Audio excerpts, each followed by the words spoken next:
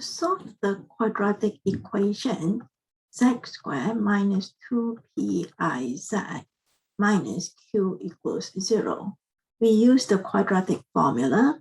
A is 1, B is negative 2pi, C is negative q. From the quadratic formula, you have negative b, so the negative of negative 2pi is 2pi, plus minus the square root of the discriminant. We have b squared.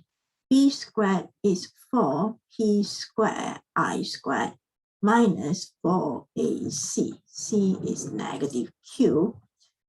All this is divided by 2a, so you have 2 times 1 here. Now recall that I squared is negative 1. So this part here is going to end up as 4, negative 4p squared.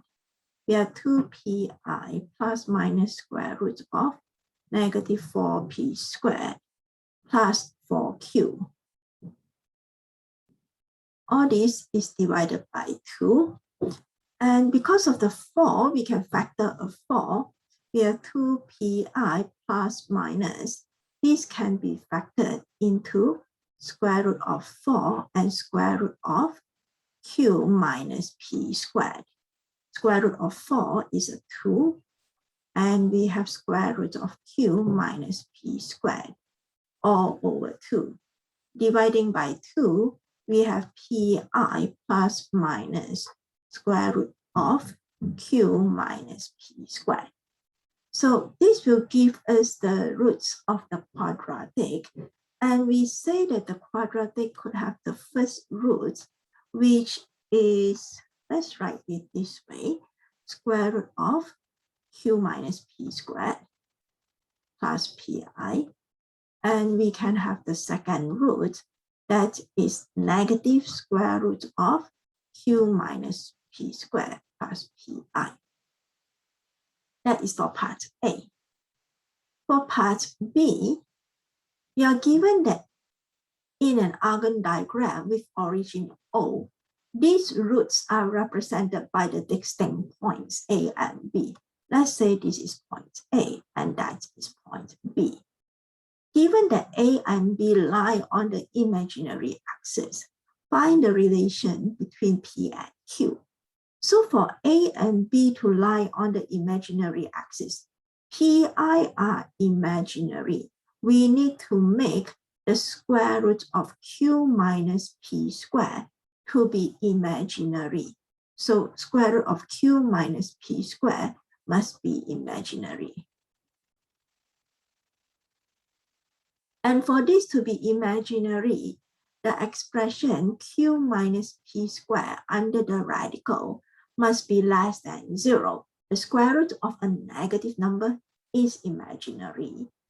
Rearranging, we have Q less than P squared. So that will give us a relation between P and Q. For part C, given instead that triangle OAB is equilateral, so we are to express Q in terms of P. We have the real axis and the imaginary axis. This is O here. Let's say we have A, this is Pi plus square root of Q minus P squared. We could have point A here, and we could have point B here. It doesn't really matter where they are. So what we want is that triangle OAB must be equilateral. For triangle OAB to be equilateral, the length OA must be the same as the length of AB. So the length of OA is the modulus of the first complex number, which is Z1 here. The length of AB is the modulus of the complex number Z2 minus Z1. It doesn't matter which minus which. So the modulus of Z1 from this complex number, the modulus of Z1 is the square root of the sum of squares of the real and the imaginary part. When we square the square root of Q minus P squared, that is Q minus P squared, plus the square of the imaginary part, which is P squared here. Now subtracting, we have Z2 minus Z1, that will give us -2 square root of Q minus P squared. We need to find the modulus of this complex number. From the left, we have square root of Q, and the modulus of this complex number is the square root of the square of -2 square root of Q minus P squared.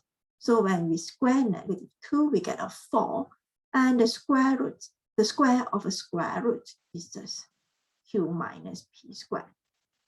Now we can, because we have a square root on the left and on the right, we can square both sides. Q is 4 times Q minus P squared. Q is 4Q minus 4P squared. So we have 4P squared equals 3Q. Well, we can write 3Q to be 4P squared. Express Q in terms of P. So Q is on the left, then dividing throughout by 3, we have Q equals 4 over 3 P squared. That will give us an expression of Q in terms of P.